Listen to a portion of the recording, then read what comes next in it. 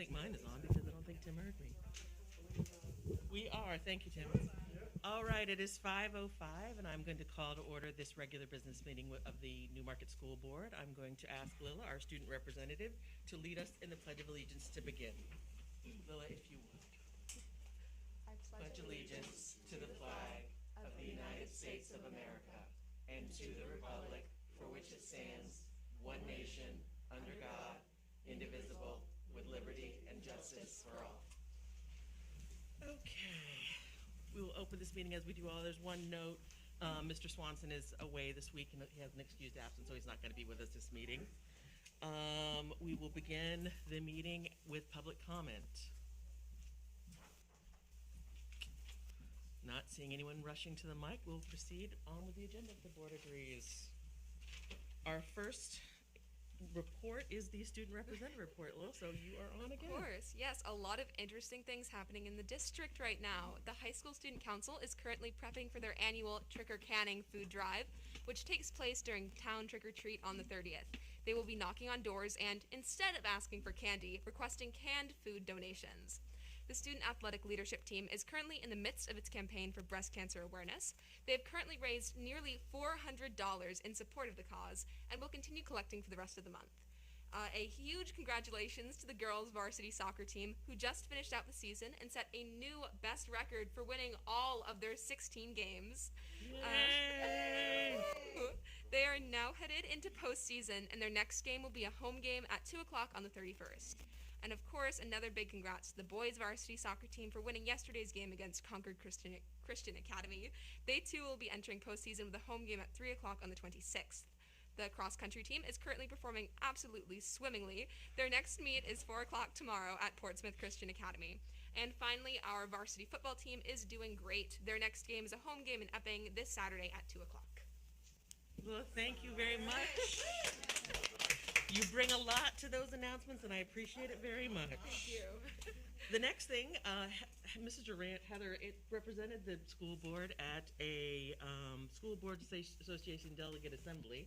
Yes. I think she's the first person to do it in a long, long time. So, Heather, if you could give us details of that assembly, I would appreciate it. Absolutely. The New Hampshire School Board Association puts together an annual assembly where members of each school district come and they talk about different resolutions and adoptions that may be coming forth through New Hampshire School Board Association. This year, there was 161 eligible school district delegates to come to the assembly, and there was 50 in attendance, so that wasn't such a great number. We were hoping, obviously, to have more interaction from districts, but a little comparison, last year they had this meeting virtually, and in 2020 they had 61 in attendance. So there wasn't too much of a difference from Zoom. Hoping to get some more interaction with that. And just a little information for anyone who's interested in the New Hampshire School Board Association. They are staffed by the smallest number of employees of any state in the United States. So New Hampshire has the smallest school board association nationally than any other state in the country, so I thought that was kind of interesting. A few things they talked about: there will be no increases to the state dues this year. They haven't had any increases in 12 years, so that's a pretty great thing to talk about. There was a few resolutions that were proposed. Nothing really jumped out at me that really needs to be discussed or any impact to us, to our district, or any districts really in our area. But you can also go on to the New Hampshire School Board Association website and be able to look at those resolutions in depth. There was one, and I wish Gary was here, because we had a really robust discussion in the regards of the free and reduced lunch program for the upcoming years. That was a real important thing in a lot of the districts and the delegates. We had some good dialogue in regards to what we think the legislator will use as a method of calculation in the year 2023 when it comes to the free and reduced lunch program. So one of the things that we're all bringing back to the districts is really pushing getting our families to fill out that free and reduced lunch form. If you think that that might be something that you need to look into for the calendar year of 2023, we highly, highly recommend that you get that form out. So I know we've talked about that before, so. And we just had the lottery auction thing for people submitting them. Oh, good, yes, that's right, we talked about Mhm. that. Have we pulled the names for that? We did? We did. How many total Great. applicants? I did we don't get? know who they are we pulled popsicle sticks with numbers. Linda Perfect. knew who they were. They will be contacted individually Perfect. to award them. I will tell you that even with that raffle, we increased our free and reduced forms from 3 to 7. Wow.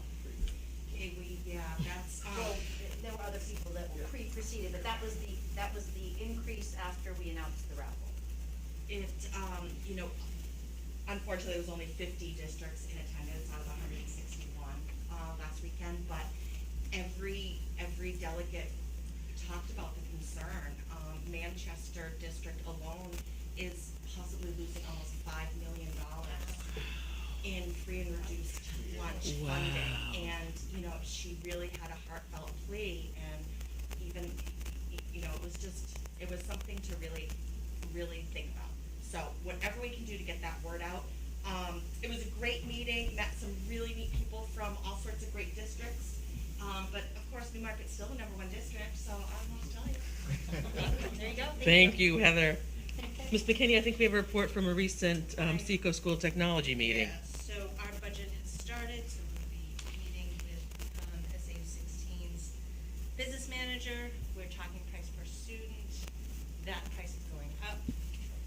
The other thing we've discussed is when you are in biology, if you could take biomed at SST, can that count as a biology class?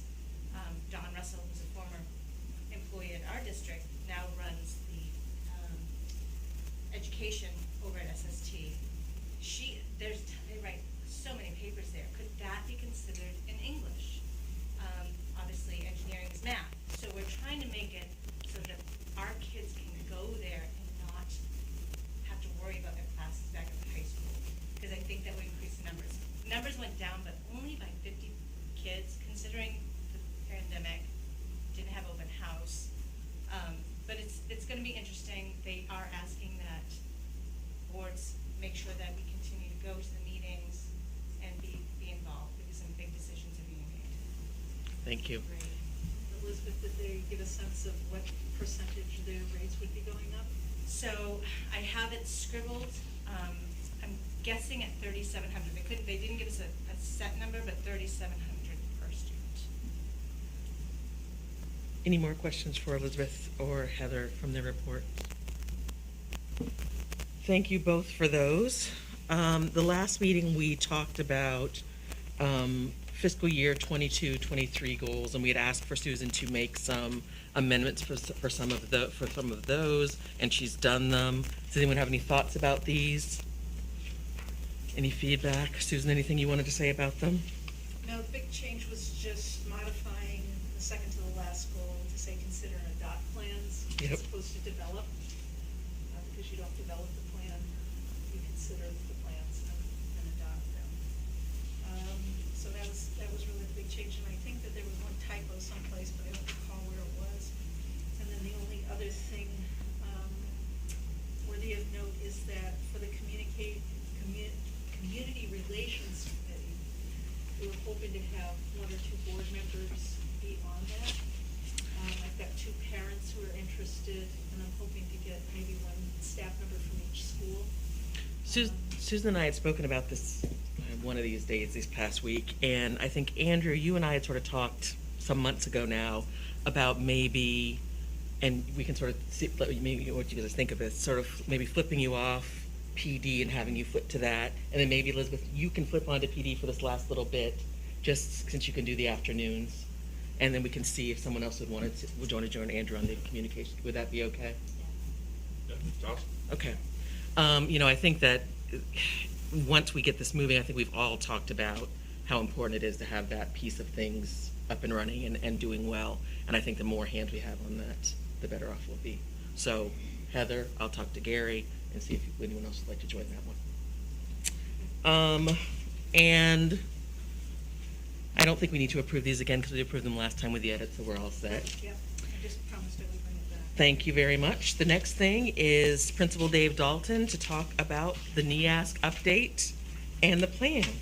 So Dave, I will turn it over to you. Thank you. I just need a couple minutes to set up my computer. Perfect. Then we will go and do some other things while we are waiting. Why don't we go to some action items while Dave is setting up, if that's okay with the board? Great. The first thing is the approval of the October 7th, 2021 minutes. I seek a motion to do that. I make a motion. I'll second. We have a motion from Ms. Durant with a second from Ms. McKinney to approve the October 7th, 2021 minutes. Always Any plug it amendments in. at all? Should I do it Hearing from there? none, we'll move to the vote. All those in favor say Should I do it aye. from there? How am I gonna do that? Andrew, can you do the manifest for us? Absolutely. I make a motion to approve the manifest of $591,426.20. I'll second. We have a motion from Mr. Hemaker with a second from Ms. McKinney to approve the manifest in the amount listed. All those in favor say aye. Aye. And Susan, we have a couple donations at the bottom. One from Mr. DeLong, or I'm assuming that, for a computer keyboard. Can you tell us about that a little bit? Yes, so, he had approached us, having a, keyboard that he was no longer good at using, it's in good shape. And so we'd like to accept, his donation of a keyboard to add to our collection. Perfect. And what about the NCEP grant for the STEM program? Yes, so, the grant was written by one of our junior senior high school teachers, who, would like to start up,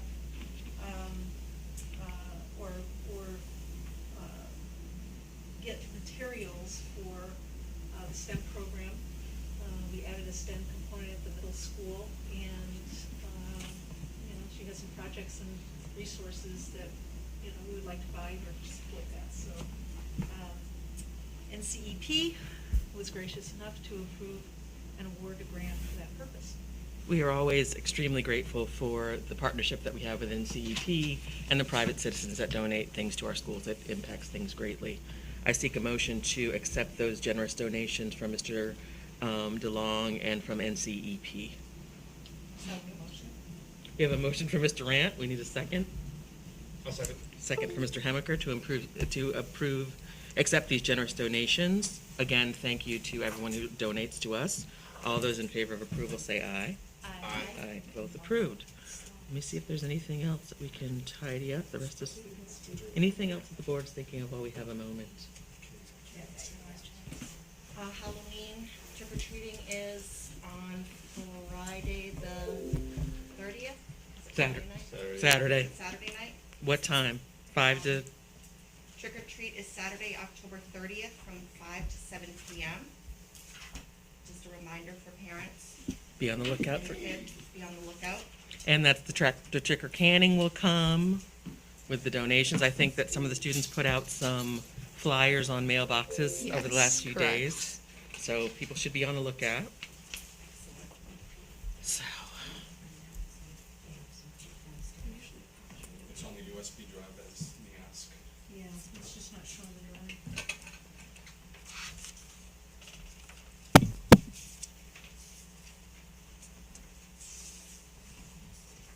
Always come with backup thing. It's some additional notes that we'll be saying. It's basically the same presentation, it's just that some of the notes. thanks, Dave. Okay, great, thank you so much. Let me get Gary's questions out, Andrew, so I don't forget them. I said I would, and for the board's sake, I'll update the committee assignment stuff too and get that back. You got it, okay. Okay, oh, and I thank you. So you wanna go to for the view? list of dates. Oh, Thank you, that was wonderfully put together. no problem. I mean, it was, I wanted to make sure I had them all, so I had Patty and Susan do a second look, but I think we did Yeah, well. that was great. Go to, what's like, go this one. It was a map, right? Okay. You go to from There we go. Okay. Yay. Perfect. Do you want me to stand and look at it? Okay. Good evening, everybody. Good evening, Dave. Thank As- you. As you all know, we are preparing to embark on the work and the voyage of going through the reaccreditation process. So I have some, everybody's kind of got different background on that, so I could just give you an overview, and then I'll give you some of the details of where we're at and what the work that we're doing now. So NEASC stands for the New England Association of Schools and Colleges. It is the oldest accrediting body in the country. They have been in existence since the late 1800s, and they accredit all of the New England area, but they also accredit institutions around the world as well. So they're a big group. Go to the next slide. Yeah, good. What do they do? What are they all about? Basically, what they're there for is to advocate and support improvements for educational quality. That's their mission. That's what they do. They do it for colleges. They do it for colleges and universities. They do it for secondary schools. They do it for elementary schools, even when schools choose to participate. In New England, it's typical that mostly high schools participate in the accreditation process, but there are a number of middle schools that do as well. We're a junior, senior high school, so it's our whole school that's part of that process. The idea with NEASC is that they want to make sure that they are helping us to establish and maintain high standards of educational excellence. They want to provide a framework for an opportunity for self-reflection and continuous improvement as schools. And they have a collective mission of really being an ongoing resource for schools in that mission. So they're always offering workshops, opportunities to present, see best practices and that sort of thing. So we're constantly, even when we're not in cycle, we get emails from the commission, inviting us to participate in various workshops and things like that. So that's who they are. What is accreditation? Most people have heard about accreditation. Not a lot of folks really understand what it really means, but basically accreditation is a stamp of meeting at least minimum standards, and we'll talk about what those minimum standards are. So it's a stamp of approval. It's peer-based. We get accredited based on observations, really sort of in-depth research, investigation, questioning of the practices that we're engaged in by our peers in the field. So, when people come to our school who are part of the actual evaluation process and also the collaborative conference, you'll see those two in a second, they're all practitioners, right? They're principals, they're assistant principals. There might be, sometimes superintendents go to those as well, but teachers, librarians, all aspects of what happens in schools are represented on those teams that visit. And they're versed in the standards, they're trained, they get a lot of background material before they come, and they really get to know the school very quickly. So really it's an endorsement from people in the field, and that's really powerful because we tend to like to listen to people who know what they're doing. And we think that people who know what we do know best what we do. There are, I won't go back to like the old system of accreditation, but I will just say that the new accreditation process is kinder and gentler, if you will. It's also based on growth mindset. So I will just say that the old method was really sometimes one that felt like a gotcha process. It was really, thou shalt have X, Y, and Z, and if you don't have it, nope, you don't get the standard. Now they're looking for growth. They want to know that a school is honest about what they say they're doing. They want to see the evidence of that. They want to see where the school is in terms of reflecting on their effectiveness of those claims about what they do and what they do well. They look at the school's mission, they look at the school's portrait of a graduate, etc., and they say, are you true to that? Is that are you really meeting what you say you're meeting? And then in addition to that, they still have foundational standards, and we'll talk about those in a second. So there are 5 standards: learning culture, student learning, professional practices, learning support, and learning resources. There are many elements within each of those. And those elements are based on, sometimes we use best practice, but effective practices. Things that make schools great schools are included in those standards. Also within those standards are the minimum foundational elements that every school must have in order to be accredited. So we'll talk about those.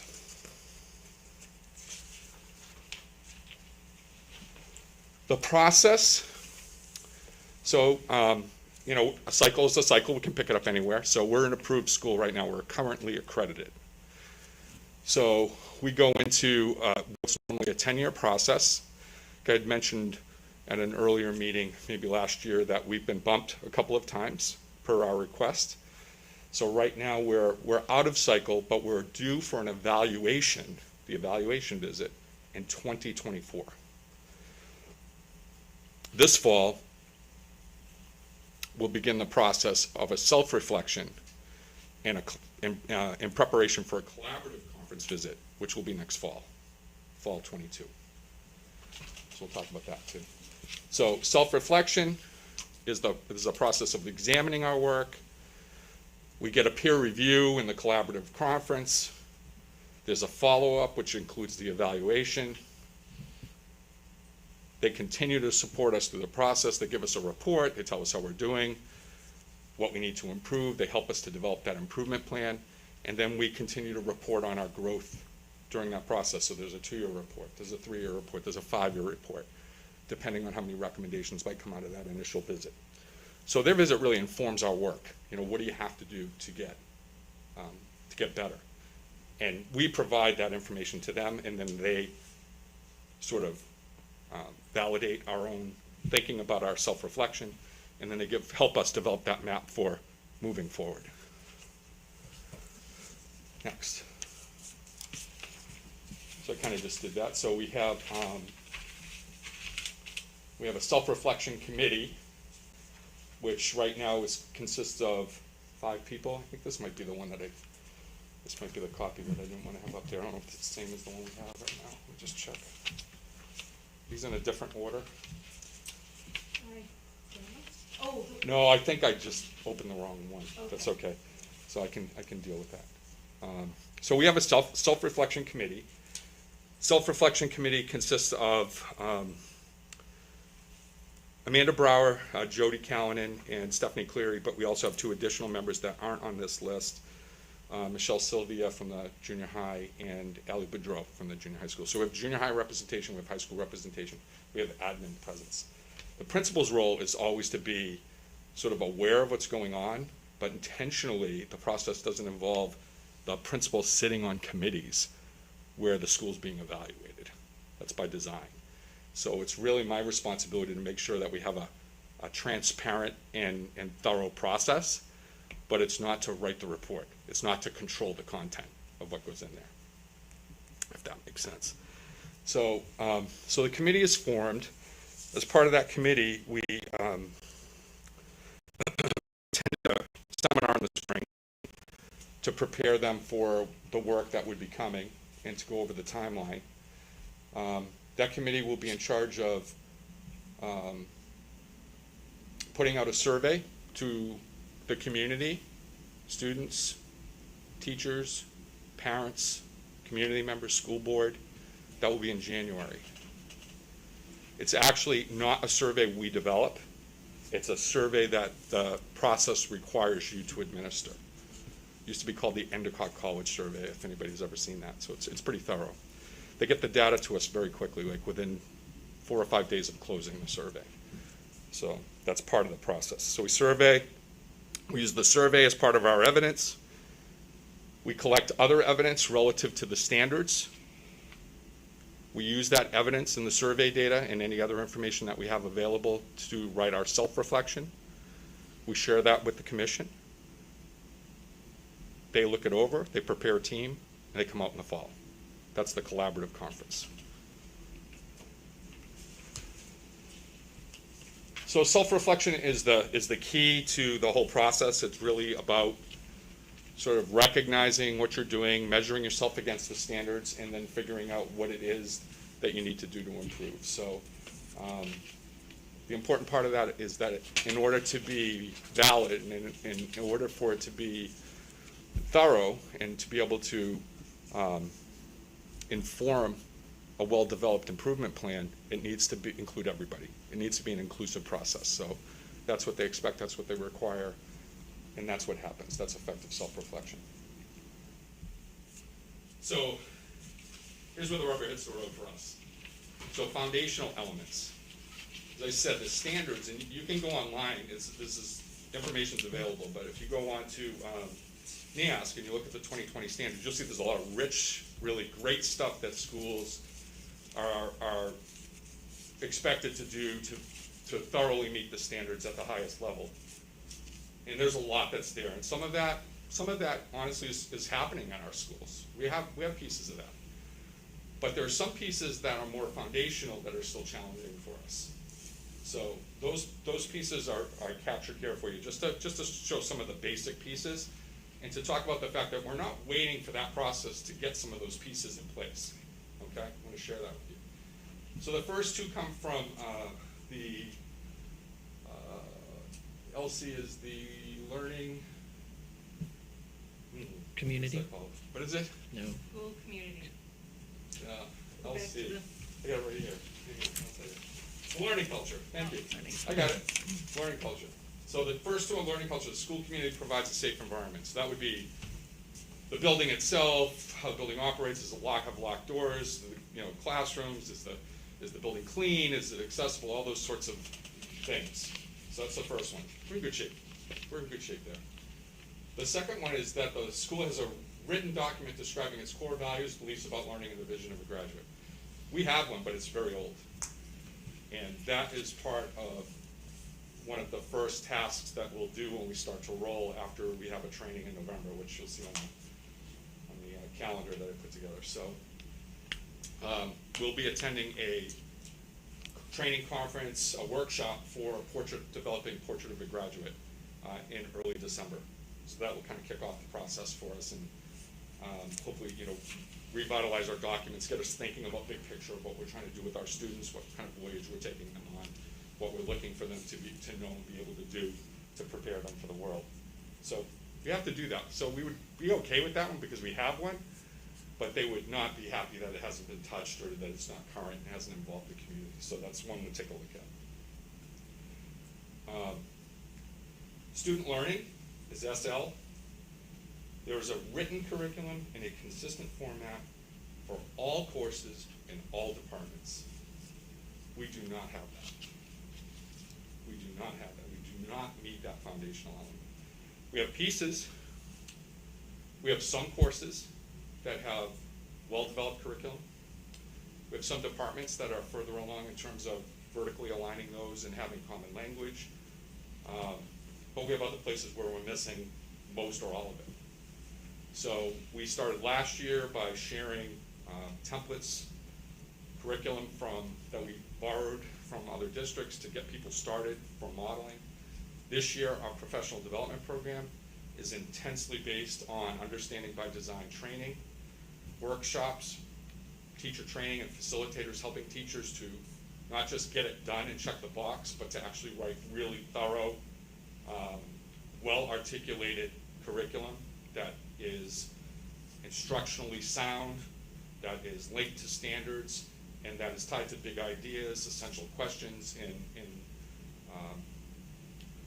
well articulated. So that work is starting. We'll go through this year, but will probably require at least another 2 years, I would say, a minimum, to get to a place where it's substantially complete. Because you can't write a whole course in 1 year. We're not while you're teaching. Excuse me. PP is professional practice. And the foundational piece there is that the school has a current improvement or growth plan. Well, the process at the beginning makes you do that. So they're going to take us through that. That's what the collaborative conference is all about. That leads to your improvement plan. Your self-reflection leads to the improvement plan. And then when they come back out in 2 years, they want to see, how have you done on that improvement plan? How far did you get? You making good progress? You didn't make any progress, you didn't do anything you said you're going to do. That's one answer. You make significant progress, that's another. Right? So that's what they want to see. Learning support is the standard that the school has intervention strategies designed to support students, so struggling learners, people who have things pop up that cause them to struggle. Do we have a system for identifying? Do we have a system for supporting them? Do we have interventions in place to help those kids along? We do. Can we use more? Absolutely. You know, that's a big area, especially post-COVID here, or not post-COVID, but at least back to school, right? Post-remote learning, we'll say. We're seeing all those learning loss things, and we need to support kids even more than ever. So that's an area that we'll continue to look at and continue to improve even prior to the evaluation. So I think we're going to take a system that has been supportive and try to strengthen it over the next couple of years. And the last one is learning resources, which is that we have school buildings and facilities that support the delivery of curriculum programs and services. And that was actually one of the last ones that we didn't have in the last accreditation. I think the last act I did, first act I did as principal, last act for the last accreditation was send them the occupancy permit for the new building. And that checked the box, because before that we weren't yet approved for accreditation, so that just happened last summer from the last cycle because of the building. So we're in good shape there. It's a good one. So this is the process view with some dates. So yeah, we've already started. We've got our team identified. We have our accreditation coordinators. They attended a seminar in the spring, this past spring. We have, on November 12th, will be our training kickoff, where the association sends out our commissioner in charge of sort of the whole process for our school. They assign people. Our guy is named Bill Worley, and Bill will come out on November 12th. He's going to spend 3 hours with the team, 1 hour with the full faculty. He's going to have a half-hour meeting with myself. He's going to meet with our accreditation coordinators. He's going to meet with the team that's going to write the report. And he'll give us instructions, and part of the workshop with the faculty is a workshop. He has them do some things and really tries to get them to think about the standards and what they mean and what the value of this process is. So that'll kick off in November for that November 12th PD day, which is, I'm just going to say, it's a very busy day for us, because we're also doing UBD training, and we have math teachers that are doing math training. So we have a full day of professional development on the 12th. This is going to be a lot of work. So after we do that, we begin the self-reflection process after he's trained us and told us what we need to do, which involves the, as I said earlier, the release of the survey in January. So January we'll start collecting data. As that data comes together, we'll be working on the draft of our self-reflection, so that sort of goes on together. The collaborative conference happens in the fall. They come out, they give us our feedback. We take that and we begin to implement, develop first, a growth plan based on their feedback. We'll already have a pretty good idea based on our self-reflection of what we need to do. Like now, we're already starting, we're doing our curriculum work, we're doing our UBD work. That's all part of an improvement plan. So we'll formally develop that, share that with them. And then during that time, during the next 2 years, we'll actually get into a place where we have to write another report, which is really kind of a progress report. Now, how are you doing on that growth, the growth plan? How are you doing on it? Give them that report again. That's the reflective summary report that happens just before the evaluation visit in 24. So spring of 23, we're writing a report. That's how we're doing on implementing that, how we're doing on meeting the standards. Then they come back out with their team in the fall. It's November, we actually have the dates for that one, November 17th through the 20th. And they stay with us Sunday through Wednesday. We put them up, we feed them, they live at the school, and they just go through everything with a fine-tooth comb as much as they can, share that report with us, and we go from there. So there's some natural checkpoint places in the process to keep everyone updated. You know, as we get certain reports done, as we get the visits done, those will be opportunities for us, whether it's me coming back here or whether we put reports up on the website or both, whatever combination of those things are, to say, this is how we're doing. Here's our self-reflection. Here's what we're working on. Here's how it's going. Here's the collaborative report back from the commission. Like, there's all these checkpoints for everybody to see how we're doing and to see what's going on. Yeah. So I'm a guy who's been through 4 accreditations in my career, and I've always liked them. I was always, even when the commission was a little bit tougher, I like them because they really just move your school forward. You know, if your staff embraces the work, it can really push you forward. And I was only involved with one bad one. It was the first one that I was ever part of as a teacher, and you know, that was not a good experience. But after that, when the faculty was really working well together, it was the best thing we ever did every time it happened. So looking forward to this, looking forward to the work. I think it'll be good work. I think it'll be hard work, but it's going to be important work that improves teaching and learning for the kids. Any questions from the board members? Dave, thank you for this thorough report. So when they tell you that we're just meeting, you kind of answered this, but when we're just meeting minimum or we haven't met them, they will give us a plan. They will say, this is how we think you could improve in these spots. So I think what the biggest change is now there's 2 visits. You have a collaborative conference where they help you. And, you know, that's where they're gonna help you set that plan, develop that plan, kind of, you know, really help you to understand what you need to do, and they give you 2 years.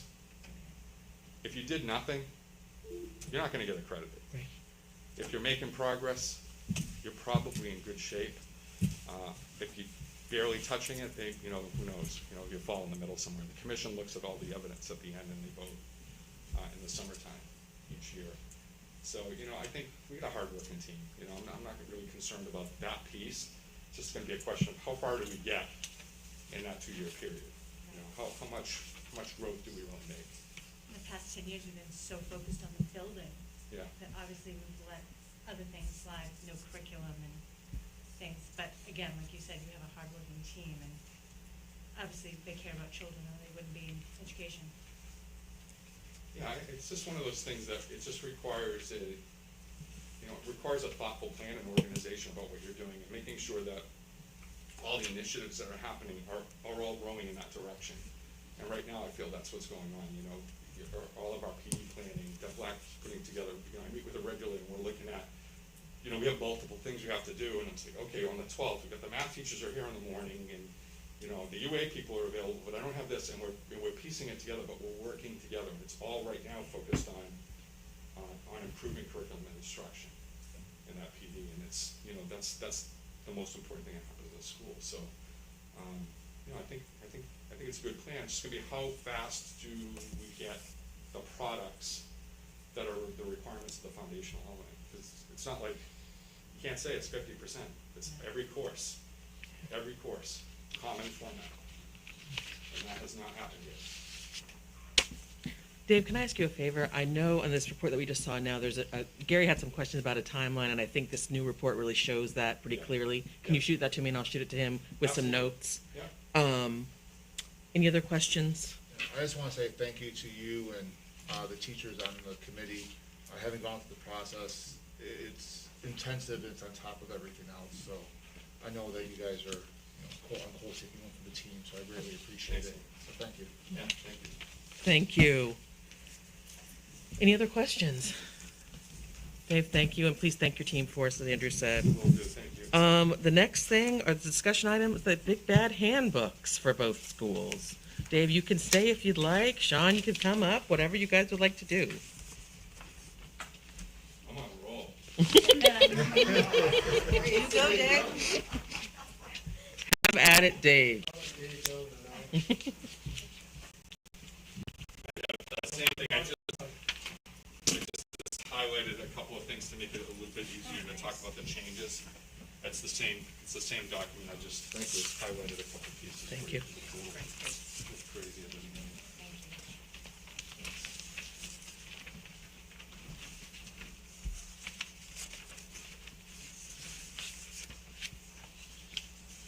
So I'm just going to start by saying that this is not a completed, up-to-date, finished work of a handbook at all. That's not what this is.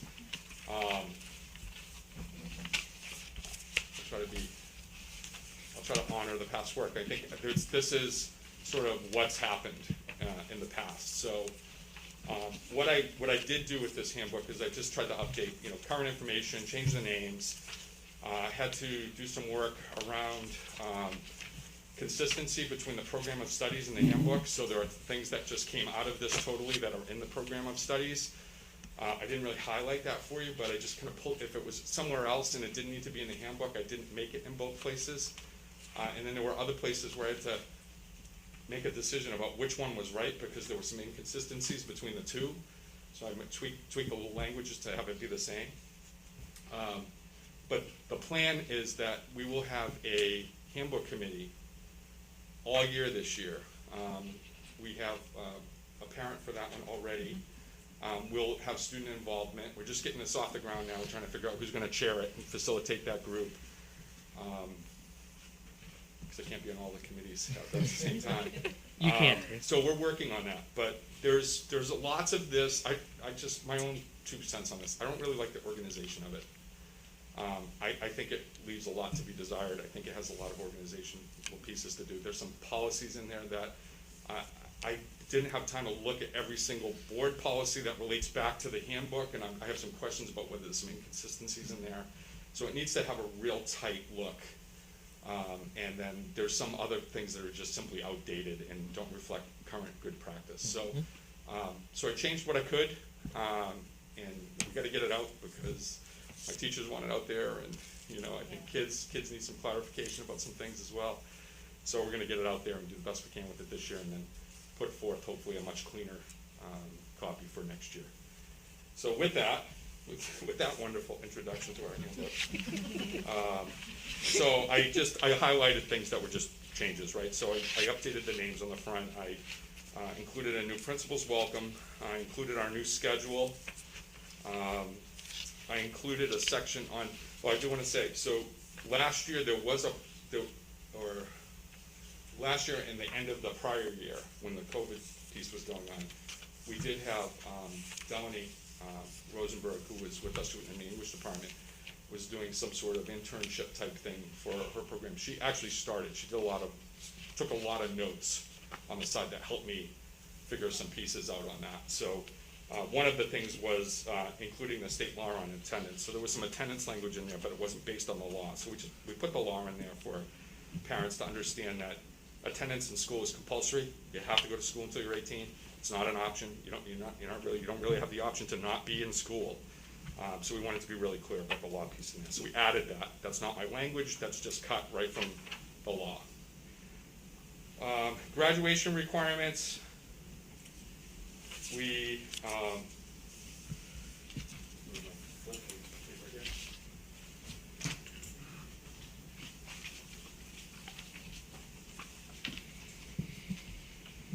there was just some language around sort of some of the coursework. So in math in particular, it said that there had to be 2 years of algebra, which was very confusing.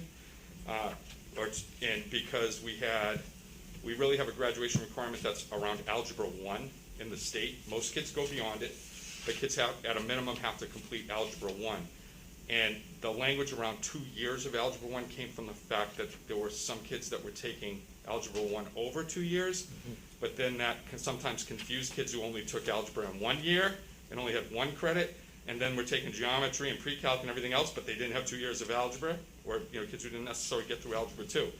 So we've just simply changed that to say that you have to have 4 credits of math, and it may be 1 or 2 credits of algebra. So we just updated that piece. Rank in class, there were some edits there, and it was really around clarifying weighted and unweighted GPAs and how they were calculated, which we just put a new version of that in.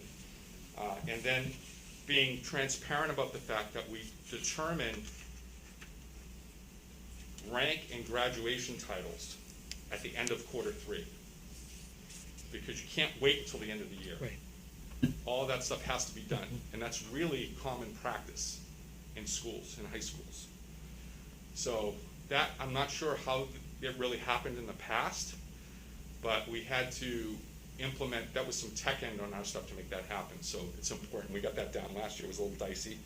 This year, we at least have the format using IC to make sure that we can get the cumulative totals correctly at the end of quarter 3. So that was challenging last year. So there's a big tradition here with top 10. So that relates to the top 10 determination. At the end of quarter 3, cumulative GPA is calculated. That calculation equals a rank, and that rank is used to determine those recognitions.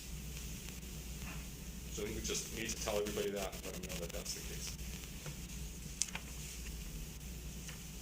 The other piece that we took a look at was the minimum requirement for promotion. So this had always been in there. Adjusted it a little bit. Basically what this section says is that you need X credits to be a freshman, to be a sophomore. You need so many credits to be a junior.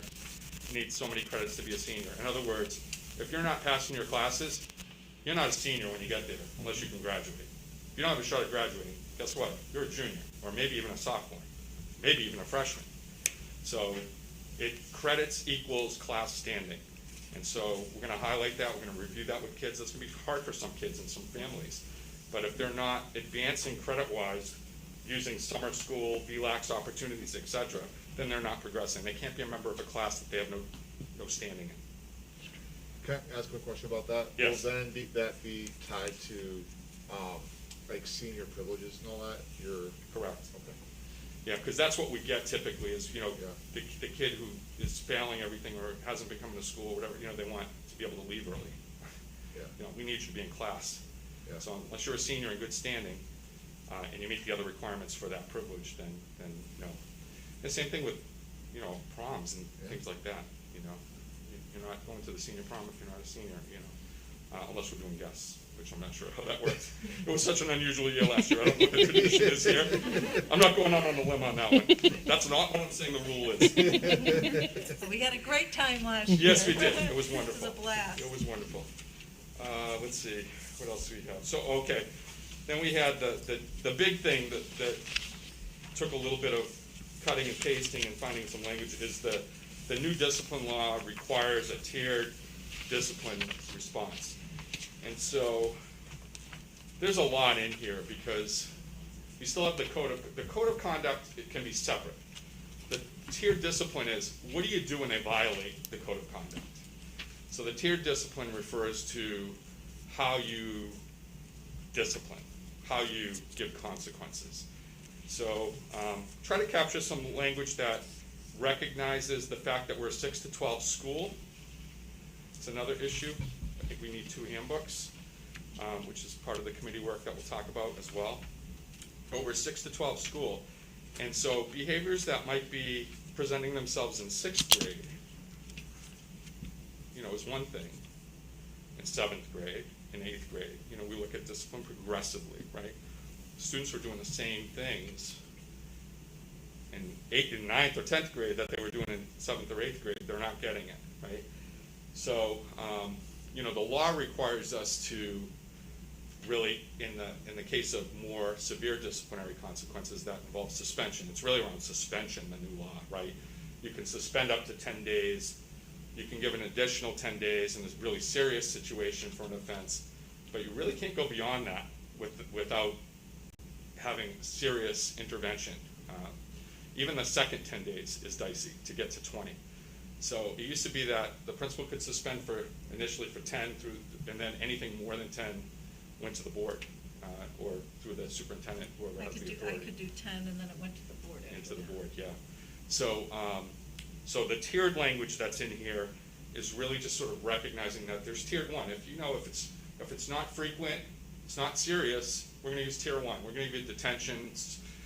We might play out of class. You might miss class for the rest of the period. It recognizes all that. So, and you keep things local. If the problem is out on the playground, then guess what? We're going to not let you go out on the playground for a week, right? We're going to keep it connected to what's going on. And we work through those. So we have, detentions, people sent out of class. That's all tier 1. As soon as you get to any suspension, really any kind of suspension, whether it's an in-house or whether it's out of school, it's tier 2. If it's 10 days or more, it's 3 and 4. Unfortunately, we don't see a lot of that, right? We don't see a lot of the serious stuff when we don't want to. But we have to recognize that there are certain things, and the law recognizes that there are certain things in here that are serious. When we get into firearms, we get into, assaults and that sort of thing. That's still very serious. You can still suspend for that. You can still go to the board for expulsion. You can do all of that. But the in-between stuff, where kids are just constantly out of class and missing their education, requires us, it puts the onus on us to do planning around that. You pull the team together and go, listen, we can't have this kid just be out of class constantly. What are we gonna do? What can we put in place for the kids? So from the land of special education, we talk about things like behavioral intervention plans, functional behavior assessments. You can use those. The law doesn't require that. This is because this law is for all students. It's not a special, it doesn't protect just special education students. It's for everybody. So what it says is regular ed students now are kind of more like those students who have been protected in the past because they have issues, disabilities that might present behavioral issues in the class. So it just means the team has to be more thoughtful. They have to get together. They have to work at it when a kid's having a hard time.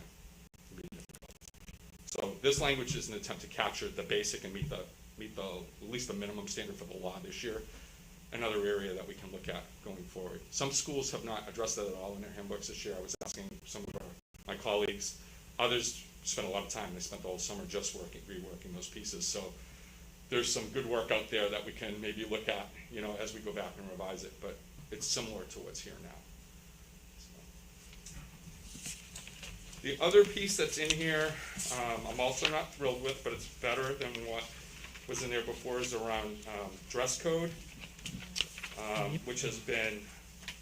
It's a challenge. It's challenging everywhere. I've yet to see a good dress code policy, but what I did, the last one we had in here, I told my staff, I was really uncomfortable with it. And I even sent out, last year, I'd sent out an email at one point, and just the reaction it got was like I wasn't comfortable with it from the beginning. It just, dress codes can easily become pointed at one sex over another and really sort of discriminatory. And they have to be written carefully. So Ms. McGilvery actually had worked with a student group, and I don't know whether I think it was 2 years ago when they were starting to put together some handbook changes. And they wrote a really comprehensive plan together, and it was really well written. And this doesn't have all of that, it just has the rules. But I could share it with you. I can give it to Dr. Givens, and if you guys want to take a look at it. But it was really well done because it was all about criteria, recognizing the issues. It was something to share with the teachers about how to approach dress code, and I thought it was really well done for a high school level, not necessarily for a junior high school level. So anyways, I took that language from that proposal and I put it in here in the dress code. And I think it's a starting place for us. And it came with student input, teacher input, so it's not my words, and I didn't just lift it from somewhere. I actually took some work that honored the work within Newmarket. So we might change it again, but it's a starting place. It's a start. Yeah. I actually like the change that was there. It's nice to have a unisex guidelines, because at the past it was very sex-specific and pejorative almost. Yeah, I mean, it's all that body shaming stuff that goes on in it. But it's also a dignity thing for kids, like when they're in school. Like even if you maybe didn't wear the right thing to school, you don't want to be called out in front of people, and you don't want to be embarrassed about it. There's ways to approach all of that, and that's what their whole proposal sort of contained, all that language. I thought was really good. So, yeah. Anyways, and I think that was about it. The rest, any other things that happened were really just clean up. There were not any changes in anything. There were no major changes that I love the dress code, but everything else has been the same since those policies. Yes, I didn't touch any of those. Yeah. I didn't touch those. Since my oldest was a freshman. Thought you were going to say since you were there. Can I ask a quick question? This is kind of for you and Mr. Pine, I guess. With the cell phone, I know something that's very quick about the confiscation of it. If a teacher confiscates a cell phone and something happens to that cell phone, where is the onus on replacement for that cell phone? Like if the teacher takes it and drops it and breaks it, or like God forbid that it disappears, like is that like where's do we tell the parent, sorry, like you have to replace the cell phone? Is it on the school? We have or insurance. I'm sorry? We have insurance. We do. Yeah. Okay. Yeah, I was gonna say I really don't know. I mean, I haven't seen anything like that really happen. Yeah. You know, I think the majority of kids are really responsible Yeah. with cell phone use, and I think the majority of kids are really responsive when teachers ask for things to be put away. There's always a few, right? We have some kids who are just, they get stuck, and they won't relinquish it. And what I'm trying to coach the kids to do is, you know, in the moment, if a teacher asks, if it's been a disturbance and they ask for a phone, just give it to them. Yeah. We'll get it back later. We can talk about it. We'll get through that. But and sometimes we get in that power struggle a little bit. So I think cell phones is an interesting area that we need to explore educationally about how we use it and how we teach appropriate use. And you know, I think we don't want it in junior high. We don't want it in the junior high. High school kids need to know how to use it. I mean, I would argue maybe junior high kids do too, but they're not ready for it. Right. High school kids, they can be ready for it, and there's lots of tools. There's lots of times in class they need them. And even in junior high, if the teachers want them to have, you know, if they want them to use it, they'll ask them to, and they'll allow that to happen. So there's a lot of good tools, a lot of good apps, a lot of good organizing pieces. I think a lot of students now who are on, you know, individualized ed plans, a lot of the management and organizational pieces, their tools, their apps, they need to know how to use all that stuff. These are good things. They're not going away, right? So we want to help them use them properly. Thank you. I just want to make sure the teacher was protected, so thank you. Yeah. And I think that's a really good point. appreciate, you know, the focus on separating the junior high from the high school. Yeah. I really appreciate you doing work on that. Yeah, well, I think I appreciate that. I think it's kind of obvious. Like, when I started, I asked the question, you know, is this one school or two schools? And it's clearly emerged. The answer is clear to me, that it's two. So, you know, we can be one body, but we gotta be meeting the needs of two groups, so. Because an 11-year-old is not the same as an 18-year-old in so Taking many an elementary ways. student and dumping them to a high school environment is not the right answer. No. Dave, thank you also for getting the team together and doing all that stuff. I know you guys are doing a lot of extra things, and you know, even in this rendition of this, I can see an evolution in the plan, especially when it comes to discipline. Yes, there's a law, but I think we've been doing some potentially pejorative and negative stuff in the past, and I think, you know, when you talked about you know, really having the whole team to come together to come up with solutions for kids, I think that's what they deserve. So I appreciate that. Thank you, appreciate that. Any other questions? Dave, thank you. Thank you.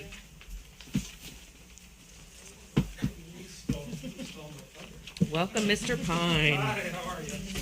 Ooh.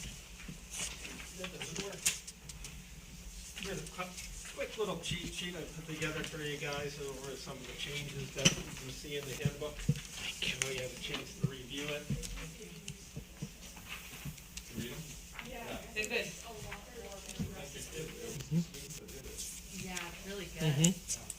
I've been watching you guys to see how you responded to it. No problem.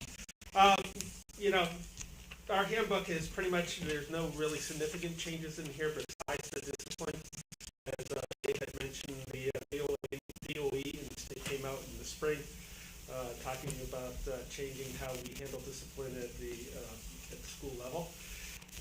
Elementary school, we've always kind of used a tier approach, so I thought it would be better that it's more articulated and broken down for parents to see what we consider a tier 1, tier 2, tier 3.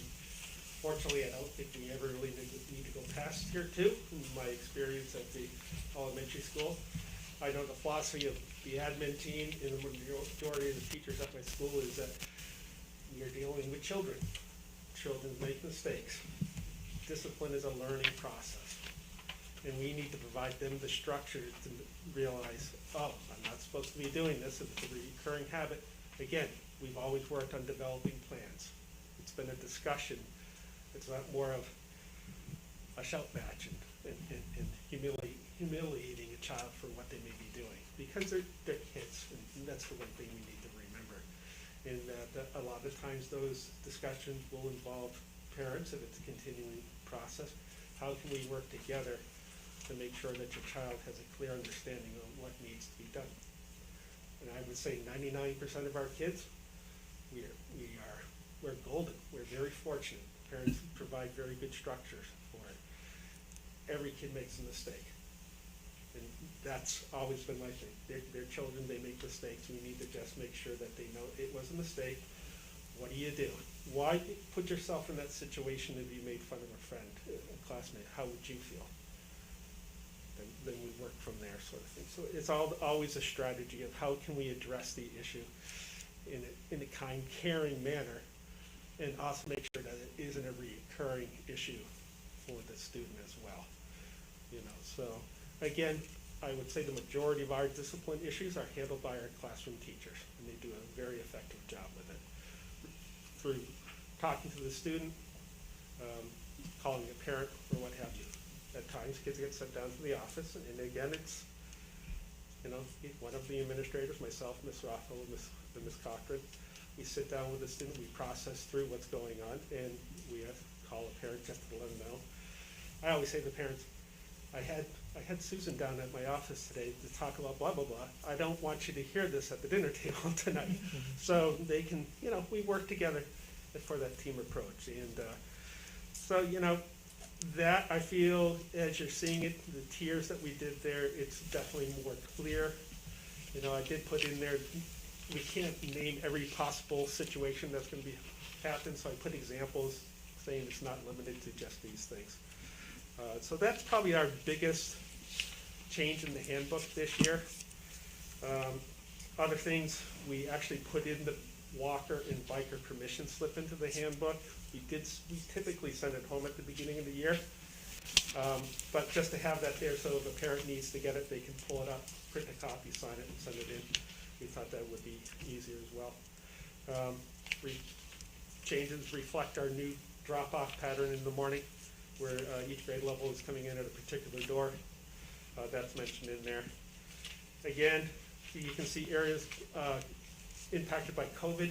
I didn't take any of the wording out for this because I think it's important that it stays there, but we just kind of put in red there, due to COVID, lunches are free, which is, if we could keep doing that, that'd be fantastic in my opinion. So again, those are just noted for parents in there as well. And the biggest thing is that we have this new flashier cover. We put the knitting mule on instead of the puzzle. We got tired of looking at the puzzle pieces.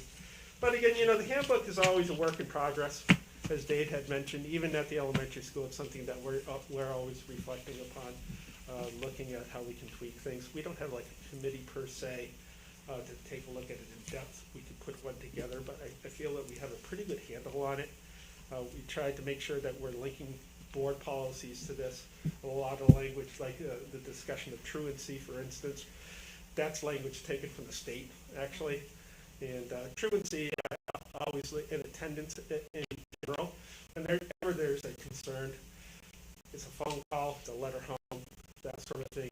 I've told the parents, how can we develop a plan to get is it because they're not getting breakfast and you're running late and you're feeding them? Well, we have breakfast here now. Come on in, we can do that. So it's always more of a partnership of how we can support to make sure the child is there on time, ready to learn, and on there on a consistent basis.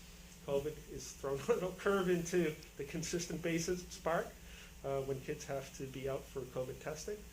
But fortunately, it's been pretty limited so far this year. So that's kind of the nutshell in terms of that sort of thing. We just try to link everything to the district policies. If you ever have questions about what we see in the handbook, obviously we are looking for suggestions, and I think it's a pretty clear and user-friendly document. Any questions for Sean? I just want to make sure that people understand these are new, and I'm hoping that people will read them so parents don't have to think that principals are making decisions willy-nilly. Right. That I think a lot of time and effort has gone into this, and I hope that parents and students take the time to read it. Yeah, at the beginning of the year, Ms. McKinney, we have a sign-off to say people, it's online, but we also say, if you want a hard copy, let us know. We'll print you a hard copy and we can send it home. But we're cognizant that a lot of people it's quicker and easier, I think, just to go to the school website, pull out the handbook, and you can scroll right through. And When will these be put on the website? They weren't approved yet, so. Yeah. And then next week, when the principals send out their letter, you can put a, We'll have a link link to, right into link the to it in their handbooks. letter, Yep. so that it'll get blasted out too. for convenience. Sean, thank you for the hard work on this as well. No Can I problem. ask a new kid question real quick? When you Sure. guys do this every year, is it normally about this time period? No. Typically- It's usually before. Okay. Usually it's in the Okay. spring. Yeah. So that they're approved, and changes are approved by the end of the year. So it's up on the website over the summer, and it goes into play That at the makes beginning of sense. the year. Okay. It just, some of the changes this year, of course, were late coming to us Yeah. from the state, and they were significant. We had Yeah. to put the Yeah. policies in place Yeah. before they could do the handbook pieces, so, and the handbooks really, hadn't been updated since 2018. So, in the midst of all the other things going on, we all felt it was really important to get this up because setting expectations and having structures like this where people can refer to them in times of upheaval and upset Yeah. can be helpful. So I'm thrilled that we're here and that we'll be able to get that up there because having reference documents is always helpful to everybody. So thank you. Couple of housekeeping things. Sean, on yours, I think Heather's last name and her email address might be spelled wrong. Oh, okay, I will check that, thank you. And then Dave, on yours, can you add a little caveat about COVID buildings not being open for COVID visitations? It changed on the electronic copy. Perfect. Yeah, I saw that note from Andy, so I did. Perfect. Yeah. Any other things that anyone's thinking of? Good catch. Thank you. No, it's great. Okay, so I seek a motion to approve these two wonderful handbooks. So moved. Second? We have a motion from Ms. McKinney and a second from Ms. Durant. We'll just ask for those few amendments. Thank you again for the hard work and the hard work of your teams.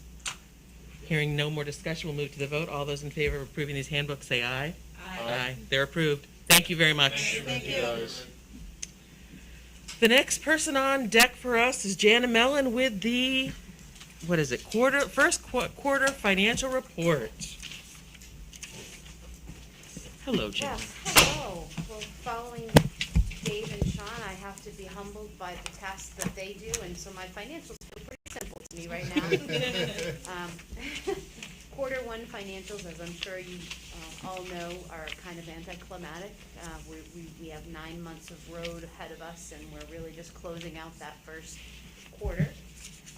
So when we look at these, it's really important to remember that there are things that aren't encumbered, and I gave an example in here. For example, we haven't hired our spring coaches, so until we can actually encumber them, our salaries will look like they're under expended. We fully anticipate filling those roles, they're just not yet. So I don't want anybody to look at the bottom line number and think that that's the number we're skidding into the end of the year with, because we have a lot of school left to go. So basically, the expenditure reports are presented to you in the format that we did last year by categories. We found that was well received and easy for folks to understand. The variances, are shown in more detail in the schedule towards the back, but I'll list some brief highlights for you. Once again, COVID-19 still continues to impact our revenues and our expenditures. This budget that we're working off this year, of course, was adopted with the idea that we would be back to a normal school setting, and while we are delighted to be a good portion of the way back, there still are some impacts that we're seeing from COVID-19, both in our economic environment outside of the school, as well as some of our environment inside of the school and some of the things that we have to do. So I'm sure if any of you have done a recent building project, supply chain is something that you're all intimately familiar with. There are times that we are struggling to still find certain supplies, and often it's a strange phenomenon, not really predictable. We've seen it even in our food service. The truck comes in and we're missing ingredients, so we had to revise, menus several times just so far this year. Costs have also spiked a little bit in the supplies in certain areas and in the food too. So we are working around that. We're creatively finding ways to meet our needs and comply with what we need to do in all of these areas. The other interesting area is labor. It's national, it's regional. We're all struggling with finding positions. One of our areas that has been most significantly impacted has been transportation. As this board recalls, we put an RFP out in the spring. We were going to increase our buses to 6 because we felt that was instructionally better. We could get some extra time with the kids. Due to bus driver shortages, we're back to 5 buses. And the staff, I wish they were still here, but Sean and Dave have been so amazing at working around this and rescheduling and shuffling things about to make sure that everybody's getting their needs met and working together to slide a schedule 5 minutes here and 5 minutes there so that all the kids can get in on time. But that's been extremely challenging for us. And it's also been a limiting factor on some of our athletics because the bus routes are longer. We can't commit to driving students to athletic events before 4 o'clock in the afternoon. Well, look outside, it gets dark early, and it definitely is something that we've been struggling with. We're not alone, but it's one of those lingering impacts we talk about. The third thing I want to draw out, and I'd like you to keep it in mind as we move through the year, is utility costs have become increasingly volatile across many sectors. And there are several reasons for this. Some of them have to do with recent weather events in the Gulf that have prevented some of the production and the delivery. Some of it has to do with increased demand in Europe and our national reserves going that way. But what we are seeing and what we are what is expected is probably a 33% increase in propane. Wow. Electricity, at this time, we're expecting on your bill, you always have a supply percentage and a delivery percentage. The delivery percentage, which is what's mandated in the state, they have been approved for a 33% rate hike on delivery alone. Yeah, and supply, which is the production of the electricity, think dams and hydropower and coal, we're looking at like a 10% increase. So as we go through the year, I do expect, right now you're not seeing it, but I do expect that we will see some variances in those utilities in our facility side as we move through the year. And certainly as we're putting our budget together for fiscal year 22-23, we're going to take those factors into consideration as well, because we have to keep the lights on and heat our schools. So that's kind of like the highlights of the big things I wanted to draw out. There are certain notations on the exhibit at the back where I've kind of listed out some of the variances that may stem from on expenditures. We had in the administrator role, we've had what we refer to as salary breakage. We had a transition in staffing, so it resulted in some different, different choices and different amounts. Professional salaries, right now we have a positive variance, which means we have money that is not yet encumbered, but it's important to realize that we also have some areas here that aren't filled just yet, or that we haven't paid yet based on some items there. In our paraprofessional and our tutors and in our facilities area, staffing continues to be a challenge. We have had to move to an outsourced model for custodial services and for food service to maintain that consistent level of service with our buildings. So what you're going to see is you're going to see money left on salary lines, but when you look a few lines down at the professional services, you're going to see a variance that's opposite because we've shifted our resource in that way. And that variance will grow on the professional salary services line as the year continues on. Because there's things that are on those professional services lines that we haven't encumbered that we're still going to need that was originally budgeted. So the variance down there will grow. We're on the salary side. We've eliminated them from what we were going to be spending from now until the end of the year. And hot off the presses, literally today, that we put in a FEMA claim. We were able to recoup some money, about $65,000. I had been told that we were going to be able to put in another one as of September 30th, so we were in the process of aggregating that. But after a recent conversation with our state liaison, that timetable has been pushed to January 20th of 2022, which is really good news for us because they are counting those outsourced custodial services. We were able to use some of those to claim on our FEMA claim. So that will definitely be a positive thing to look at. I'm still working out the details with him and making sure that all of these things meet the criteria of that grant. But boy, if we can put some of those custodial services against that FEMA grant, that will go a long way towards helping. So we're actively working at that, and I will have more for you on that. That's kind of the early, very, very early assessment there. We still show a positive variance in tuition, but again, this is mostly due to timing. We have some schools that haven't issued all of their tuition plans to us yet, so they haven't been encumbered. But I expect that will be spent down by the end of the year. That also will include our vocational tuition, which we haven't yet received anything on. So that's kind of the expenditure side. And I'll take a quick breather there. Does anyone have any questions about that side of the house before we head to revenues? Questions? Nope, I think you're ready to proceed, Janet. All right. I'm gonna have to excuse myself because I have another obligation tonight. Thank you, Susan. Thank you, Susan. So the revenues, I'll work through very quickly. Again, they're kind of not a lot to see at this point in the year. We haven't received most of them in. Our local revenues, the point I want to make to the food service comment that you made, once again, we're operating on a waiver where students receive free meals. So what we typically see, and what we saw last year, is that you see a reduction in local food service revenue because the children aren't paying for the meals, but you see an increase in federal revenues because we're getting increased reimbursement. So they don't always wash evenly, but you can expect to see that variance again this year in our revenues profile. The state revenues, the adequacy aid calculation, we've talked about that several times now, and we have our meeting scheduled on October 30th. You will see an increase in the adequacy aid that we had planned and budgeted when it comes forth from the state, but we already have earmarked that, and we hope to move that into the capital reserve for our plan. Federal revenues, this is kind of an area that is probably going to see a lot of activity this year.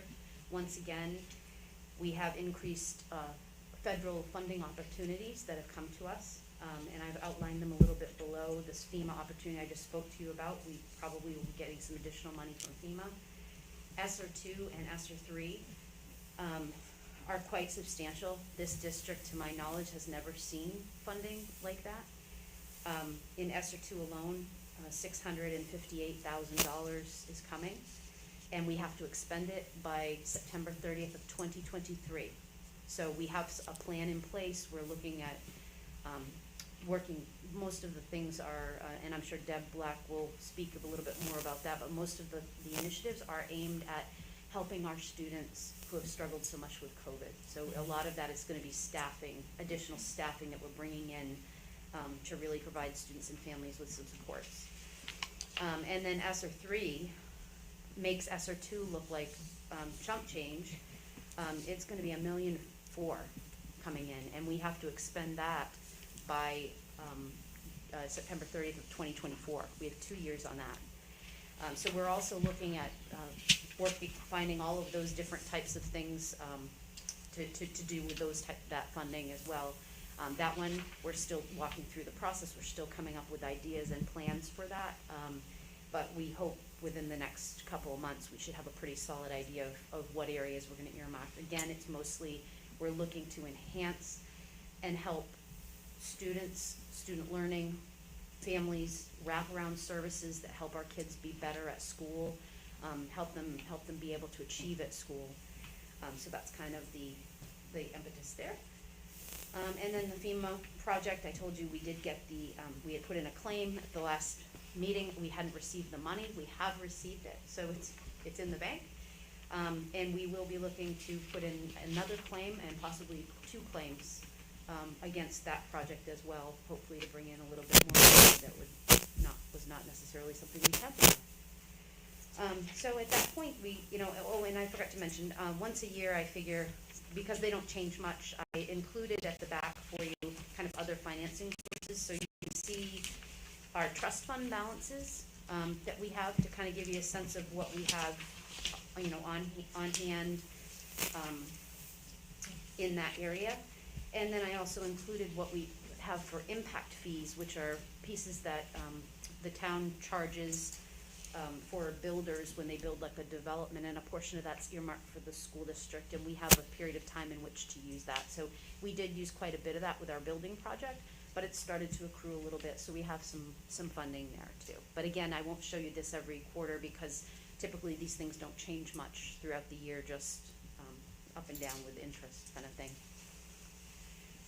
So, And Jenna, if we accept, if the voters accept the adequacy aid on the 30th, that's going into the school repair and maintenance trust, right?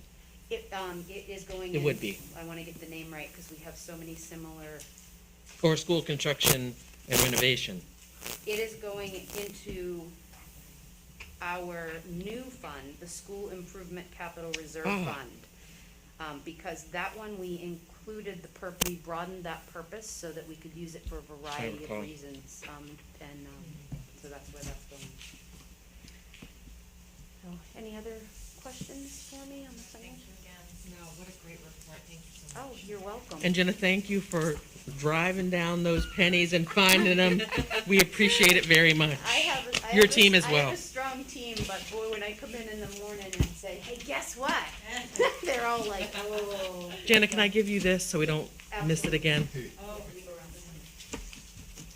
and thank you very much for allowing us to take up your time. No, it's great to hear this stuff and find out what's happening. All right, well, we have found ourselves at the end of our agenda. Just a couple of things I want to note of importance before the next meeting. Our special business meeting is Saturday, October 30th, 9 a.m. downstairs in the Town Hall Auditorium, where the citizens could come and vote on the adequacy aid, which if you've watched our last few meetings, you'll see that we have some wonderful plans for those, for initiatives at the elementary school, so please come vote for that. And our next business meeting is on November 4th at 5, again in the Town Hall Auditorium, and we'll have our first budget workshop that day. Now that we've conducted all our business, We have to vote on the first quarter. yes, we do. Thank you. I seek a motion to accept the first quarter financial report as presented. Make a motion. I'll second. We have a motion from Mr. Ant with a second from Ms. McKinney. Again, thank you to Jennifer and her team for coordinating that. All those in favor of approving that report, say aye. Aye. It's approved. Thank you for that, Heather. And now that we've conducted all our business, I seek a motion to enter non-public session under RSA 91A32A and C. So moved. We have a motion from Ms. McKinney, I'll second. a second from Mr. Hemaker to go into non-public session. We'll do a roll call vote. Ms. McKinney, Aye. Ms. Durant, Aye. me, Mr. Hemaker. Aye. We go into non-public session at 6:29 p.m.